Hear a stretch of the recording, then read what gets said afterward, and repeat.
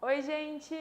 Eu sou a Erisa, professora de Biologia, e hoje a gente vai conversar, na verdade a gente vai corrigir a prova da UFRR de 2017. Então vamos junto comigo. Começando, pelo começo, primeira questão, vamos lá. A primeira questão, já digo de antemão o seguinte, é uma questão daquele estilo decoreba, uma resposta bem direta, bem específica, a gente não vai se alongar muito, então vem aqui comigo. Enzimas são conhecidas como catalisadores biológicos. Elas fazem com que as reações químicas sejam realizadas com muito mais rapidez por diminuírem a energia de ativação necessária para que a reação aconteça. A maioria das enzimas são, então a pergunta que é o quê? Quer saber a composição, qual é a composição química, como é composta uma enzima. E aqui, gente, que nem eu falei, uma resposta muito direta, uma questão estilo decoreba, tá? A gente sabe que a maior parte das enzimas são proteínas, ou seja, se eu tirar os pedacinhos que compõem uma enzima, eu encontro ali os aminoácidos, Então a junção desses aminoácidos forma uma proteína e essas proteínas especificamente, que são as enzimas, elas servem para acelerar reações químicas e para diminuir a quantidade de energia que está envolvida nessa reação, tá? E só uma dica para vocês aqui, olha só, nas outras alternativas tem duplicidade. Então, mesmo que a gente não soubesse a resposta direta, que é a letra A, vamos supor, aqui a gente tem diferentes nomes para as mesmas coisas. Olha comigo. Na letra B e letra C tem carboidrato e glicídios. A mesma coisa, são sinônimos. Carboidratos e glicídios dizem respeito àquele grupo de moléculas lá, que fazem função principalmente energética, mas também estrutural, tá? E algumas vezes de sinalização celular. Então, carboidrato e glicídio significa a mesma coisa. Então, se a B tivesse certa, a C estaria também. A gente sabe que questão de vestibular nunca tem duas corretas, Na letra D e na letra E, mesma coisa. Os glicerídeos, eles compõem parte de um grupo de lipídios, que são os triglicerídeos. Então, acaba que lipídios e glicerídeos, eles estão englobados dentro do mesmo grupo, tá? Então, eles se sobrepõem também. Então, seria uma resposta dupla aqui, dizendo a mesma coisa. Então, por exclusão, se a gente conhecesse os sinônimos, a gente saberia também que só podia ser a letra A, tá bom? A segunda questão fala, traz um bannerzinho e é uma declaração de amor para a mãe. Quem não gosta de ouvir isso aqui? Olha só, ainda mais uma declaração biológica, gente, inteligente, maravilhosa. Olha só, mãe, você me deu algo muito importante que o papai nunca pôde. Obrigada pela mitocôndria. Então tem o desenho da mitocôndria ali que muitas vezes parece um cachorrinho quente, Por que essa tirinha, por que esse bannerzinho traz essa informação? Vamos ver o que a questão quer da gente. Durante o Dia das Mães, é comum encontrar nas redes sociais mensagens e frases como a descrita na imagem ao lado, que a gente já leu juntos. Sobre a origem das mitocôndrias em animais com reprodução sexuada, está correto afirmar que... Gente, pensa comigo. Quando a gente fala de reprodução sexuada, a gente está falando de união de gametas, de células reprodutivas especializadas na função de reprodução. Então, pensa comigo. O gameta masculino, que é o espermatozoide, a função dele basicamente é entregar metade do DNA, para que essa metade do DNA se encontre com a outra metade que está lá no ovócito secundário, Isso forme um novo indivíduo diploide. Então, no caso da espécie humana, pensa comigo, nós temos 46 cromossomos em cada uma das nossas células. 23 desses cromossomos vieram no gameta masculino, que é o espermatozoide, e 23 vieram no gameta feminino, que é o ovócito secundário. O que acontece? O espermatozoide, ele entrega, nesse processo de fecundação, basicamente o DNA. Ele não contribui com nada de restante da célula, nem com citoplasma, nem com outras organelas. Então, se a gente fosse fazer um desenho aqui, então vem aqui comigo, que a gente vai montar um esqueminha para você entender melhor qual é a origem das mitocôndrias. Lembrando que as mitocôndrias, elas são organelas citoplasmáticas, ou seja, elas estão dentro do citoplasma da célula. E quem doa o citoplasma é o ovócito secundário, o gameta feminino. Mas para ficar melhor de entender, para eu te convencer dessa resposta, vem cá que eu vou fazer um esquema. Gente, se prepara, eu vou desenhar um espermatozoide. Eu sei que eu desenho muito bem, Mas não sei porque eu vim para a carreira de biologia, mas enfim. Eu vou botar uma legenda para vocês não me zoarem. Isso aqui é um espermatozoide. Eu sei, maravilhoso, Mas olha aqui comigo. A grande questão é que o espermatozoide ele é uma célula altamente especializada em entregar DNA. em fazer o processo de fecundação. E para isso ele precisa nadar até encontrar o gameta feminino, para que a fecundação seja possível. Olha comigo como ele é altamente especializado. Ele tem uma estrutura aqui chamada de flagelo, que é um filamento bem grandão, que se movimenta em formato de chicote. Para que isso aconteça, aqui nessa região, que é chamada de peça intermediária, o que acontece? Aqui eu tenho um monte de mitocôndria. Legenda de novo, né, gente? Porque eu sei que meus desenhos são muito bons. Isso aqui são mitocôndrias, tá? Essa peça intermediária, ela tá cheia de mitocôndrias, porque elas produzem o quê? Energia, na forma de ATP, para que esse flagelo consiga bater, para que ele alcance o gameta feminino. Aqui, nessa parte da frente, da cabeça do espermatozoide, nós temos o manual de instrução aqui, o DNA, certo? Então, assim, quando esse espermatozoide ele vai encontrar o ovócito secundário, que eu vou desenhar fora de proporção, o que vai acontecer? Tem umas enzimas aqui na frente, elas se encontram com a parede do ovócito secundário, e só o que é lançado aqui dentro é o DNA, metade da informação genética daquela espécie, tá? Tá, professora, mas e aí? Aqui vai lançar o DNA, né? Vai romper a parede do ovócito secundário, ele vai se tornar óvulo, vai lançar o DNA ali dentro, mas não pode entrar uma mitocôndria ali? Pode, a mitocôndria pode até entrar ali, mas essa mitocôndria, ela já produziu tanta energia, ela já foi tão demandada nesse processo, que muitas vezes ela é destruída de maneira programada, tá? Então, mesmo que entre uma mitocôndriazinha, que não era o esperado, essa mitocôndria, ela entra em autodestruição, porque normalmente ela tem muito dano acumulado, ela foi muito demandada, tá bom? Então, com isso, gente, o que eu quero dizer para vocês?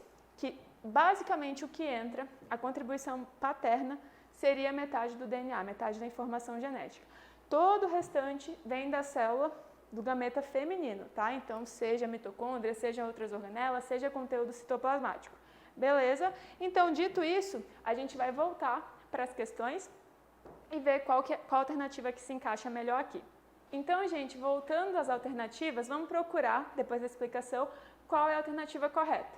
Eu falei para vocês que a contribuição das mitocôndrias é do gameta feminino, é materna, tá? E o pai, no caso, o gameta masculino, vai mandar só mesmo metade do material genético. Então, vamos procurar comigo. As mitocôndrias de animais com reprodução sexuada originam-se por geração espontânea no momento da fase embrionária. Gente, geração espontânea é aquela ideia de que a vida ou partes da vida das células surgem a partir do nada. Isso não acontece, né? A gente sabe que um ser vivo origina outro, que tudo que existe hoje é porque algo já foi precedido, né? Já existiu algo antes, nesse caso. Tá? Então, geração espontânea está fora de cogitação para a origem de mitocôndrias. Na letra B, as mitocôndrias de animais com reprodução sexuada originam-se a partir daquelas que existem no gameta masculino. Errado. Tá? Originam-se a partir do gameta feminino. Então, aqui o errinho. Nessa aqui de cima, geração espontânea é o errinho. Na letra C, as mitocôndrias de animais com reprodução sexuada originam-se a partir daquelas que existem no gameta feminino, pois as presentes no gameta masculino degeneram após a fecundação. É o que eu contei para vocês. Mesmo que entre uma mitocôndria ali na hora da fecundação, ela vai ser degenerada, né? Ela vai ser degradada porque ela já está com muito dano acumulado. Então, essa aqui, alternativa C, perfeita, zero defeitos, né, gente? Certinho. Ali na letra D, só para a gente dar uma olhadinha, as mitocôndrias de animais com reprodução sexuada originam-se apenas a partir daquelas presentes em bactérias do trato digestivo. Misericórdia, essa aqui conseguiu. Essa aqui, quem elaborou essa questão tá de parabéns. Porque, primeiro, né, gente, bactéria é um ser procariótico, nem mitocôndria tem, não tem nenhuma organela membranosa. Aí ainda me botou um trato digestivo no meio, então assim, ó, misturou um sistema reprodutivo com um sistema digestório, fez uma baguncinha aqui, né? Não tem nem como eu te dizer, tá errado. Tá muito errado, tá bom? E na letra E, as mitocôndrias de animais com reprodução sexuada originam-se igualmente a partir daquelas que existem no gameta feminino e masculino. O que não é verdade, né, gente? A gente já conversou sobre isso. Então, deixa eu mostrar para vocês aqui a resposta correta, letra C, tá bom? A questão número 3, gente, é uma questão que traz árvore filogenética ou árvore evolutiva. É uma questão, então, que traz informações sobre as relações de parentesco entre os indivíduos. Né? A gente estuda muito isso na evolução, ou quando a gente estuda taxonomia, quando a gente vai classificar os grupos, organizar os grupos. Então vamos lá. A árvore filogenética parcial representa uma das hipóteses das relações evolutivas entre os grupos de animais representados ao lado, no caso aqui, né? Os traços em negrito correspondem a uma característica que está presente nos grupos representados acima de cada um deles na árvore e que não está presente nos grupos abaixo deles. Ou seja, quando a gente tem esse tracinho aqui que a gente pode ver, tudo que está acima, todos os grupos que estão acima têm aquela característica e os que estão abaixo não têm. Tá? Os números 1, 2 e 3 indicados nos traços em negrito representam, respectivamente, quais características encontradas nesse grupo. Para a gente saber quais características são essas, a gente tem que analisar a árvore filogenética. Então, vem aqui comigo. Nessa árvore filogenética, a gente tem grupos de animais cordados, tá?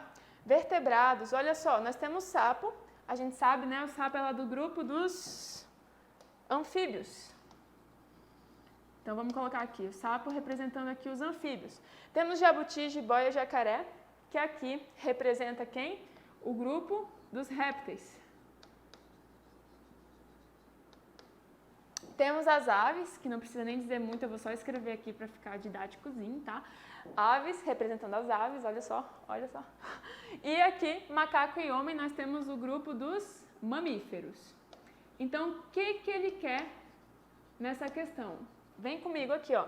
Ele quer saber, por exemplo, na característica 1, o que está presente nos répteis, aves e mamíferos, mas não está presente no sapo, que é um anfíbio.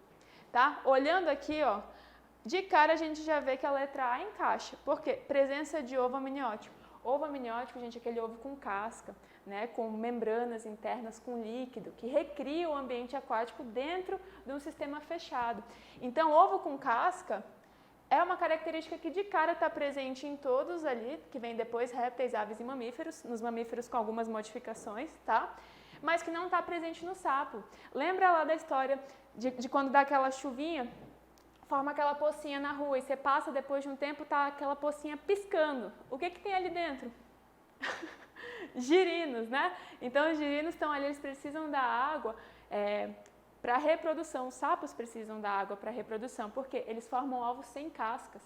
Tá? Então, esse ovo ele tem que estar sempre no ambiente úmido, um ambiente aquático, para que ele não desseque e para que o indivíduo que está ali, o organismo que está ali dentro, não morra.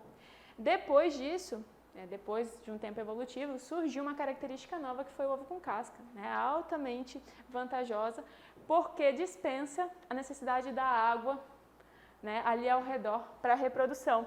Então, aqui de cara, encaixa muito bem o ovo amniótico, que a gente também pode simplificar e chamar de ovo com casca. Tá? Então, o ovo amniótico bate muito bem aqui. Presença de tubo nervoso dorsal, a gente está em todos os cordados. Então, todo mundo que está aqui, anfíbio, réptil, ave, mamífero, tá? Tem, então não é uma característica exclusiva, a gente já risca aqui. Presença de homeotermia. Homeotermia é a capacidade de manter a temperatura corporal regulada, constante, dependente do meio. Né? Os únicos organismos, os únicos animais que apresentam essa característica são as aves e os mamíferos. E como aqui inclui os répteis na característica 1, também está fora de cogitação. Na letra D, presença de vértebras, está em todos os vertebrados, tá? Então está antes dos anfíbios, inclusive lá nos peixes, então também está fora. E na letra E, ficamos entre a A e a E, presença de ovo amniótico, tá? Agora vamos olhar as outras duas características para a gente fazer por exclusão.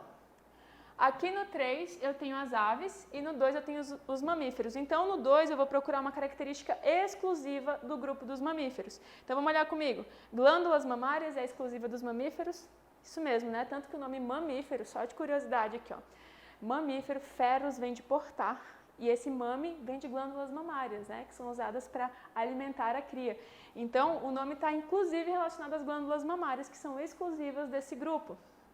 Então, ovo amniótico fechou, glândulas mamárias check também. E quando a gente procura ali a terceira característica que está exclusiva das aves, a gente encontra aqui as penas, né? Que são anexos epidérmicos, que facilitam o voo, deixam o animal mais plumoso, mais leve, tá? E ajudam em várias funções, uma delas é o voo. Aqui a gente vê que está trocada, tá? Penas são de aves e pelos são exclusivos de mamíferos, então estaria trocado. É uma pegadinha da questão porque ela começa no 1, vai para o 3 e depois vai para o 2. Então tem que ficar atento. Quando você olhar um gráfico, olha com calma, respira fundo, olha de novo, para você não cair na pegadinha, tá bom? Então olhando aqui, gente, a letra correta, letra A. Vamos conferir o gabarito aqui no próximo slide, só para ver se a gente Acertou? Isso mesmo, letra A. Tá bom? A quarta questão está falando sobre grupos vegetais, né? O reino Plantae, tá? Vamos dar uma olhadinha aqui. Considere as seguintes características. Nítida alternância de gerações com predominância da fase gametofítica. Pensa lá, gente, quando a gente fala de vegetais, esses organismos, eles têm um ciclo de vida que envolve duas fases, tá lembrado? Que é a fase gametofítica, que produz gametas por meio de mitose, né, uma fase haploide, e nós temos a fase esporofítica, que é uma fase diploide, que produz esporos por meio de meiose. Para distinguir os grupos, né, a gente usa essa característica. Por quê? Porque tem um grupo que é o primeiro grupo de vegetais, o grupo mais simples, né, o grupo menos derivado, mais basal, que é o das briófitas, que é o único grupo que tem como fase predominante, ou seja, aquela fase que dura mais tempo, a fase gametofítica. Tá? Nos outros grupos vegetais, as pteridófitas, gimnospermas, angiospermas, tudo que predomina, tudo que dura mais tempo, tudo que a gente enxerga como planta é a fase esporofítica. Então, olha lá, quando eu falo predominância da fase gametofítica, não precisa pensar nem duas vezes, tá? Eu estou falando de quem? Exclusivamente de briófitas, tá? Isso aqui, gente, é uma questão também decoreba, não tem muito o que dizer para vocês, né? É uma característica que a gente tem que decorar, tem que saber. Essa parte da biologia é mais mesmo de lembrar, mais de memorizar, né? Enfim, presença de frutos. Quem me ajuda com essa? Os frutos são exclusivos de qual grupo vegetal? São exclusivos de um grupo, o grupo mais derivado, o grupo que mais acumula adaptações, o grupo mais bem adaptado ao ambiente terrestre, né? O grupo que compreende 90% da biodiversidade vegetal, ou seja, o grupo que arrasou evolutivamente, né? Tem tantas características boas, adaptativas, que conseguiu dominar a paisagem. Então, a maior parte das vezes, quando a gente olhar um vegetal, a gente está olhando uma angiosperma. E fruto faz parte desse sucesso, tá? Então, eu falei de frutos, estou falando exclusivamente do grupo das angiospermas. E a terceira característica aqui, ó, gente. Terceira, presença de sementes, tá? Aqui fica a dica, nós temos dois grupos que apresentam sementes. Em um deles, a semente não está envolvida por fruto, que é o grupo das gimnospermas. Esse gimno significa nu e esperma, semente, tá? Então, semente nua, não envolvida por fruto.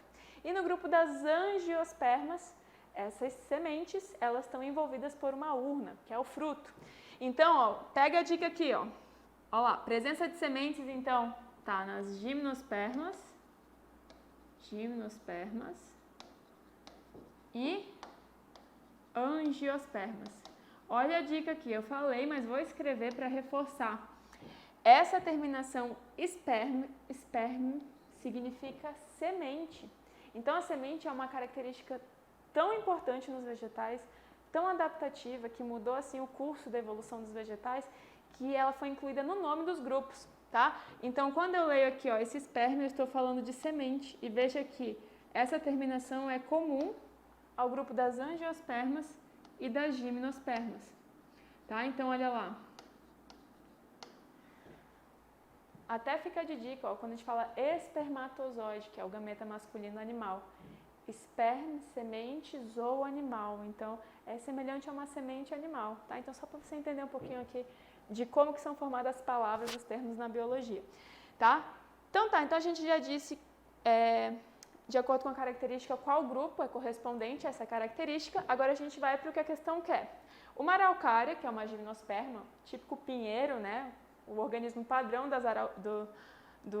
das gimnospermas, e uma sucuba, que é uma angiosperma, apresentam em comum o quê? Gente, o que elas apresentam em comum está escrito no nome delas, tá? Esperma, semente, tá? Esses dois grupos apresentam em comum sementes. Então, a única coisa que eles têm compartilhado é presença de sementes. Então, seria a letra E, 3.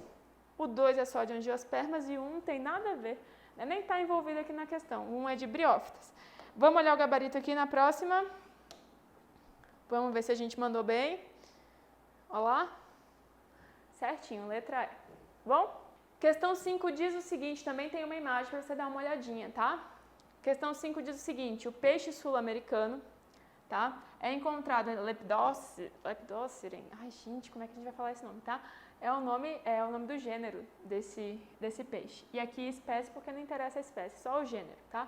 É encontrado na bacia amazônica, respira oxigênio atmosférico, olha que informação importante. Ele não tira o oxigênio da água, como a maior parte dos peixes fazem, usando brânquias. Ele tem uma estratégia diferente, ele tira o oxigênio do ar, que nem nós mamíferos, que nem as aves, que nem os répteis, tá? Então, olha lá, esse peixe respira oxigênio atmosférico e caso não consiga chegar até a superfície da água para engolir ar, conforme a figura abaixo, acaba morrendo afogado. Então, olha que tristeza você ser um peixe e morrer afogado, né, gente? Ó, é derrota. Olha lá, dentre as alternativas abaixo, qual grupo de peixe apresenta esse modo de respirar? Então, pensa comigo. Aqui está o esqueminha, ó. Esse peixe precisa ir lá na lâmina da água, na superfície, e precisa abrir o bocão, ó, botar ar para dentro. Se ele não fizer isso, ele morre sufocado. Por quê? Porque, diferente da maioria dos peixes, ele não usa brânquias para respirar, mas usa sim uma espécie de pulmão primitivo, tá? Que é uma modificação de uma estrutura chamada bexiga natatória. Então tá aqui o peixe. Só que essa questão não quer saber nada disso, tá? A questão só quer saber a qual grupo pertence. Então, de novo, segunda questão dessa prova, que é uma questão decoreba, que você tinha que saber o nome, senão não ia dar certo. Mas pensa comigo, ó. Olhando aqui, a gente já pode excluir uma alternativa. Peixe-boi, nem peixe é, né? Peixe-boi é mamífero. Então aqui, ó, a gente já excluiu. Aí pensa comigo, a maior parte dos peixes eles respiram por brânquias. Então, condrictes são os peixes cartilaginosos, né, como por exemplo tubarão, arraia, também respiram por brânquias. Lembra aqueles risquinhos aqui no tubarão são brânquias, então não usa um pulmão primitivo.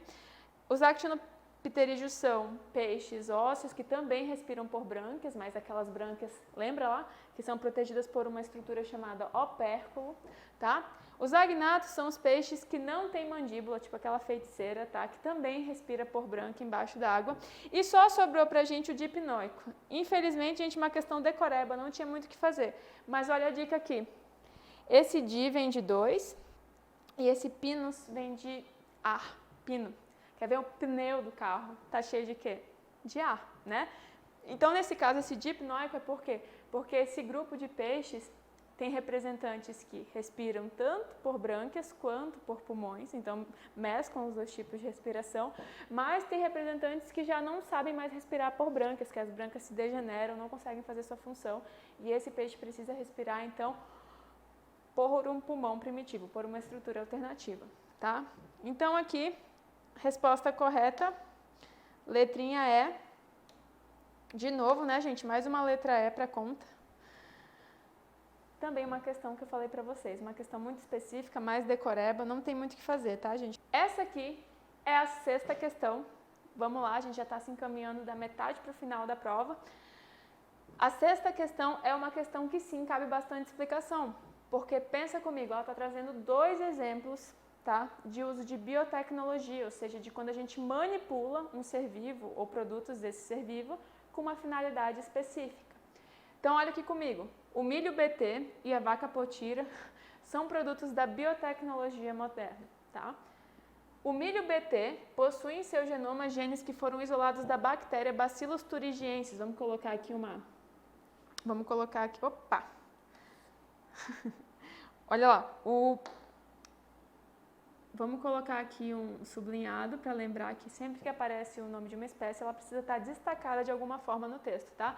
Então, olha aqui. Gente, nesse caso eu estou falando do envolvimento de 2 organismos diferentes. O milho, que é uma planta, né? Uma angiosperma, uma monocotiledônia. E estou falando de uma bactéria que está ali a espécie dela, que é a Bacillus thuringiensis. Então eu tenho 2 organismos diferentes. A questão me conta o quê? Que foi extraído informação genética dessa bactéria, uma informação responsável pela produção de uma proteína tóxica para determinados grupos de insetos que atacam essa cultura. Então, olha só, o milho, ele não conta com essa característica, ele não veio de fábrica, tá? Com essa informação. Mas os cientistas descobriram que a bactéria produz uma substância tóxica que inibe a ação de insetos, ou seja, que evita com que o milho seja alvo, né, de ataque de insetos, de herbívoros, no caso. Então, o que foi feito? Como o DNA ele é universal, né, a gente escreve a nossa informação genética do mesmo jeito em todo e qualquer ser vivo, o que os cientistas fizeram? Transferiram genes da bactéria e colocaram no milho, para que esse milho expressasse essa característica presente nas bactérias. Então, gente, se eu estou falando de uma característica que foi transferida de uma espécie para outra, por meio da inserção de genes, ou seja, de instruções genéticas que estão lá no DNA, eu estou falando que esse milho, a partir daquele momento, ele é um milho transgênico. O nome é fácil de lembrar, olha comigo. Trans, né, de ter trocado informação de um organismo para o outro. E a informação que foi trocada foi o gene. Então, esse milho que recebeu essa informação, a partir de agora, é um milho transgênico. Beleza? E olha lá que bonitinho aqui, ó, o nome dele é milho BT. Por que milho BT? Ficou juntinho aqui, mas não tem problema. Porque o nome da bactéria, o nome da espécie é Bacillus thuringiensis. Então, pegaram as duas iniciais para dizer que esse milho contém características genéticas vindas de outra espécie. Então, vamos procurar aqui as alternativas já de cara. O milho BT, hibridização não é quando eu estou falando de mistura de material genético, mas geralmente dentro de uma mesma espécie. Transgenia, opa, certinho. Clonagem também não é, a gente já vai ver por quê. Recombinação gênica é um mecanismo lá da meiose que serve para aumentar a variabilidade genética, é o crossing over. Então, não diz respeito a trocar informação entre espécies, tá? Mas sim dentro de uma mesma espécie, dentro de uma célula em meiose. Terapia gênica é quando a gente usa correção de informações que estão no DNA para curar uma doença, por exemplo. Não é o caso aqui, tá? Então, de cara, a gente já sabe que sobrou só a letra B. Mas vamos pegar um pouquinho mais de explicação. Então, beleza, gente. Vamos agora para o segundo exemplo. A gente já fez por eliminação essa questão, a gente já sabe que só podia ser a letra B, mas vamos explicar um pouquinho mais para você aproveitar bem essa questão. Quando a gente fala da vaca potira, né, que foi desenvolvida pela Embrapa, a questão diz, ela foi gerada a partir do isolamento do conteúdo genético nuclear, ou seja, tirou o DNAzinho, né, tirou o núcleo de uma célula somática. De outra vaca aqui, ó, retirada da orelha de outra vaca adulta. Gente, célula somática é a célula que compõe o corpo, né? A célula reprodutiva é aquela célula usada para reprodução, que no caso é o ovócito, o óvulo, enfim, o espermatozoide, tá? E quando eu falo de célula somática, eu estou falando de uma célula do corpo, diploide, né, com dois conjuntos de cromossomos, que nesse caso veio da orelha de uma outra vaca. Então, o que foi feito? Tá aqui, foi retirada uma célula de uma vaquinha, da orelha de uma vaca, ela tinha o DNA dela aqui, tá? Era uma célula diploide, vamos botar 2 DNAzinhos para lembrar disso. E o que aconteceu? Para gerar a vaca potira, para gerar um novo indivíduo, eu preciso do conteúdo que tem numa célula reprodutiva, que é uma célula capaz de gerar outro indivíduo. Nesse caso, essa célula é um óvulo, então vamos mudar aqui a cor, para ficar fácil da gente entender, olha lá. Foi inserido em um óvulo cujo conteúdo genético havia sido removido previamente. Então, aqui em verde, vou colocar o óvulo. Esse óvulo aqui, gente, tinha um núcleozinho com metade da informação genética, uma célula haploide, né, um conjunto cromossômico. O que foi feito? Foi retirado aqui esse núcleo e foi aproveitado o restante do conteúdo desse óvulo. E aqui foi transferido. Aqui, ó, dessa célula foi transferido o núcleo de outra, da outra vaquinha. Então, vou botar aqui, ó, foi transferido esse núcleo, tá? Essa técnica de transferência de núcleo de uma célula somática para uma célula germinativa e gerar um indivíduo a partir disso é chamada de técnica de clonagem, tá? Então, eu gerei um clone, por quê? Porque eu não passei pelo processo reprodutivo de unir um óvulo com espermatozoide, gerar um filhotinho, né, de reprodução sexuada. Eu fiz um processo, dei uma aceleradinha no processo. Eu peguei uma via alternativa, que também funciona, que é o quê? Extração de material genético de uma célula que já existe, somática, e transferência para um óvulo. Tá? Isso a gente chama de clonagem. E só de curiosidade, gente, essa célula que recebeu o DNA, ela vai expressar as mesmas características, ela é um clone daquela doadora dessa célula, que foi a vaquinha, né, que teve sua célula retirada da orelha, tá bom? Então aqui, só para complementar a explicação, letra B. Estão cansados? Respira fundo, bebe uma água, estica os braços, dá aquela torcidinha no pescoço e vamos lá que a gente está se encaminhando para o final, né? A gente já passou 2/3 da prova. Vamos lá. 7ª questão.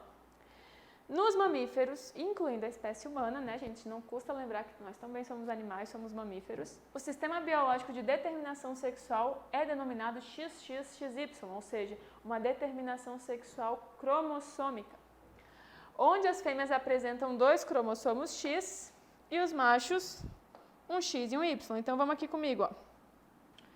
Sexo feminino aqui, no caso, sexo biológico feminino XX, tá? E o sexo biológico masculino XY. A hemofilia é uma grave doença genética causada pelo alelo mutante recessivo de um gene localizado no cromossomo X. Ou seja, é uma característica que a gente chama de característica ligada ao sexo, mais especificamente ligada ao cromossomo X, tá? Caracterizada pela ausência ou mau funcionamento de uma das proteínas envolvidas na coagulação sanguínea. Então, gente, uma pessoa que tem hemofilia, ela tem dificuldade de coagular o seu sangue, de estancar o sangue. Então, se ela se machuca, né, um ferimento externo ou hemorragias internas, ela pode sangrar indefinidamente. Então, ela não consegue estancar o sangue, então é uma doença bem grave, tá? Que merece muita atenção. Normalmente a pessoa anda com um remédio para uma injeçãozinha para injetar, dependendo do tipo de hemofilia que ela tem, para estancar o sangue, tá? Mas o ponto aqui é que essa é uma condição recessiva. E lembra lá, puxa na tua memória, lá da genética, que quando a gente fala de uma condição recessiva, a gente está falando de uma característica que surge só quando eu junto 2 alelos iguais, quando eles estão presentes em homozigose, tá? Então, pensa comigo, se está no X, o que vai acontecer? Uma mulher, para ser hemofílica, vamos chamar aqui o gene da hemofilia, o gene que causa, né, essa condição, o alelo que causa ele, vamos colocar aqui o gene H. Nesse caso do gene H, só vai surgir a hemofilia em mulheres quando tiver as 2 cópias presentes. Então, já que ele está no cromossomo sexual X, pensa comigo aqui, ó. Uma mulher, né, um sexo biológico feminino, para ser hemofílica vai ter que ter as 2 cópias Hzinho.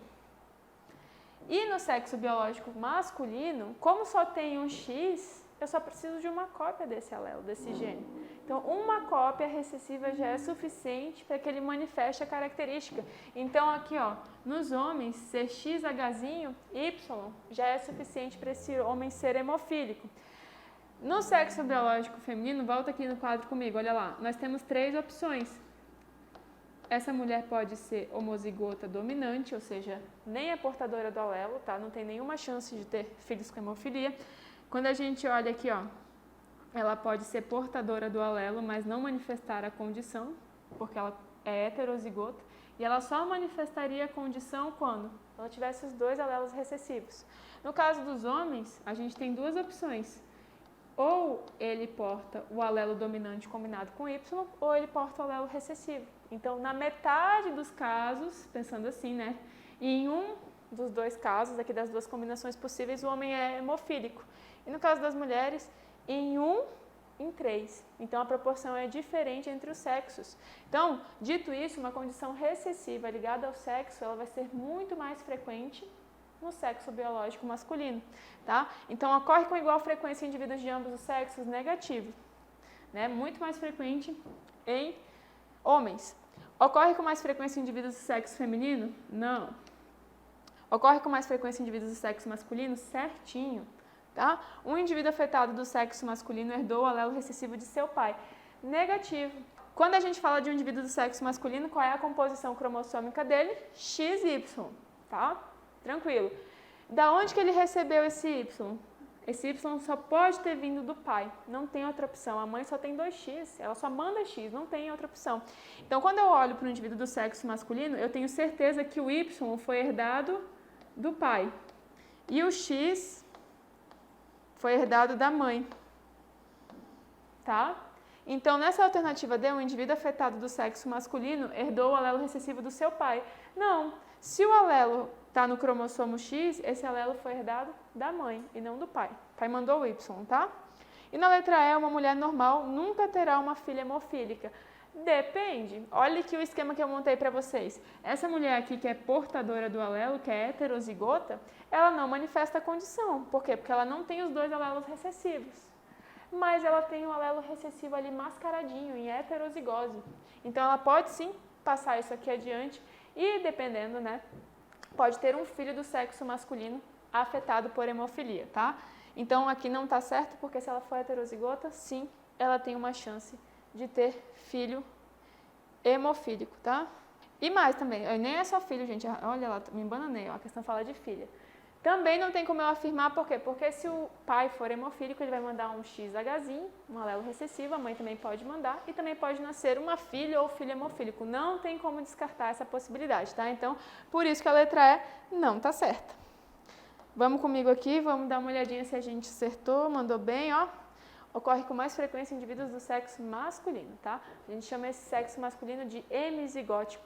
No caso de herança ligada ao X, um alelo já é suficiente para manifestar uma característica recessiva, tá bom?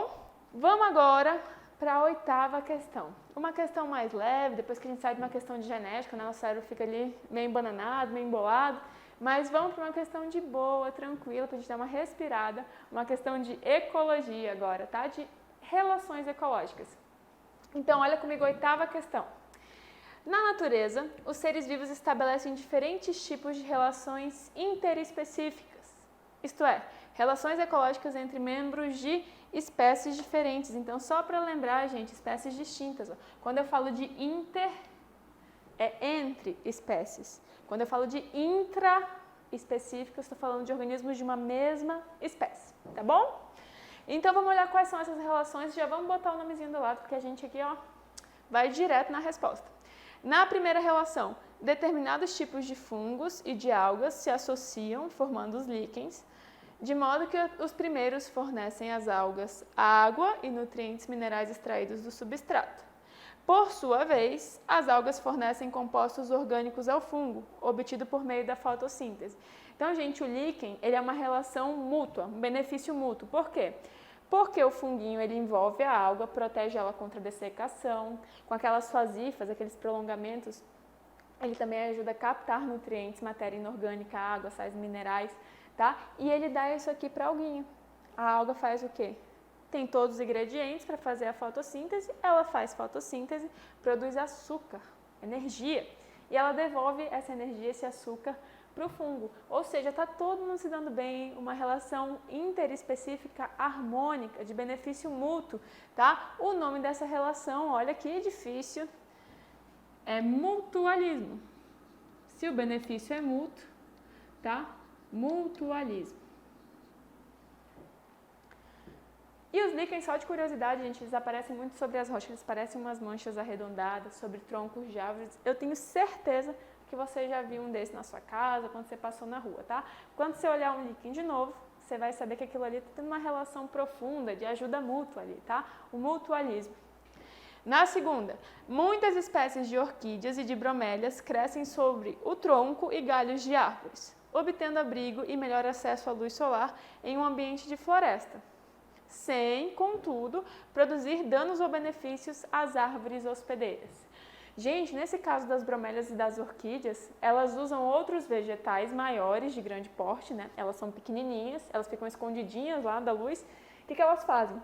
Elas usam outros vegetais, árvores de grande porte, para se apoiar. E aí elas conseguem pegar a luz para fazer fotossíntese, senão elas não teriam chance nenhuma lá embaixo, não ia chegar a luz para elas, tá? Só que nesse caso elas estão o quê? Só usando de suporte esses vegetais, elas não estão causando dano, nenhum benefício, ou seja, a árvore que está hospedando, que está servindo de suporte, ela é neutra, tá? E a bromélia e a orquídea, nesse caso, está ganhando um benefício de se posicionar melhor na luz. Esse tipo de relação, tá? É uma relação chamada de inquilinismo, porque tem um inquilino ali, né?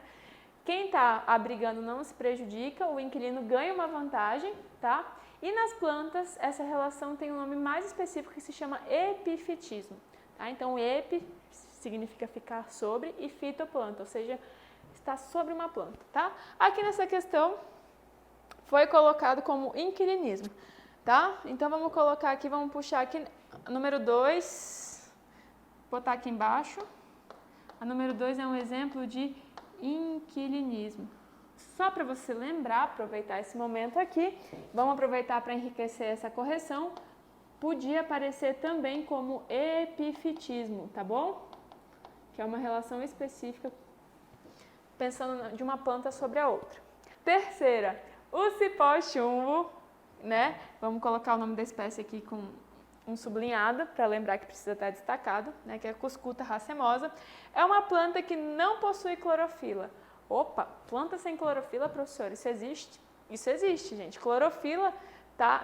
Aquele pigmento verde que está envolvido na absorção de luz, na fotossíntese, tá? Se não tem clorofila, não tem fotossíntese, ou seja, não tem energia.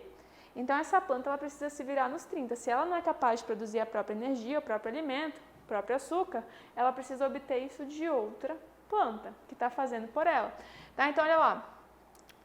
Para sobreviver, ela cresce sobre outras plantas de onde extrai a seiva elaborada, necessária à sua sobrevivência e crescimento, por meio de raízes especializadas que penetram no interior dos vasos condutores da espécie hospedeira. Ou seja, gente, isso tá soando como um relacionamento abusivo, né? Ouve bem, ela não faz fotossíntese. Aí ela vai lá, coloca a sua raiz sugadora nos vasos que tem seiva elaborada, que é o floema, né? Que tem os açúcares produzidos na fotossíntese. Vai lá e suga tudo pronto. A pessoa acabou de entrar no ônibus, quer sentar na janela já de cara, folgada, olha lá. Tá? Esse caso é um exemplo típico de quê? De parasitismo. Aquele organismo depende do outro, ele não mata imediatamente, como na predação, mas ele vai sugando recurso ali, devagarzinho e sempre. Tá? Então, uma relação clássica de parasitismo, tá? Um outro exemplo de parasitismo, a gente tem agora, né, vivendo uma pandemia, um vírus, que se espalhou pelo mundo todo, nós temos os vírus. O coronavírus também, né, um exemplo de relação parasítica, mas nesse caso ele parasita as nossas células, tá? Então, só para complementar aqui a informação, vamos voltar para a questão. O 3 é um exemplo típico de parasitismo. Então, me ajudem aí. Olhem as alternativas. Vamos por exclusão. 1, mutualismo. 2, inquilinismo ou epifitismo. E 3, parasitismo. Resposta correta, letra B. B de bola. Vamos olhar o gabarito comigo? Olha lá. Letra B. Certinho. Acertaram também? Ó, quando estiver corrigindo, você olha a questão, você já dá o gabarito e depois você vê se acertou. Gente, aqui ó, a gente ganhou uma questão, né? Todo mundo ganhou esse ponto. Teve uma questão no vestibular da UFRR de 2017 que foi anulada. Uma questão que tinha mais de uma resposta, tá? Era uma questão que falava sobre tecidos, origem embrionária de diferentes tecidos e órgãos no corpo humano. Tá? E tinha uma resposta dupla ali. Então, o pessoal entrou com recurso, anulou. Então, na nossa correção da UFRR 2017, nós temos 8 questões, já que uma foi anulada. Beleza? Então, agradeço a participação de vocês, espero que vocês tenham aproveitado essa correção. E fica aí, quer dizer, vai para o outro vídeo, que já a gente tem correção da UFRR 2018, tá bom? Espero vocês lá. Tchau, tchau!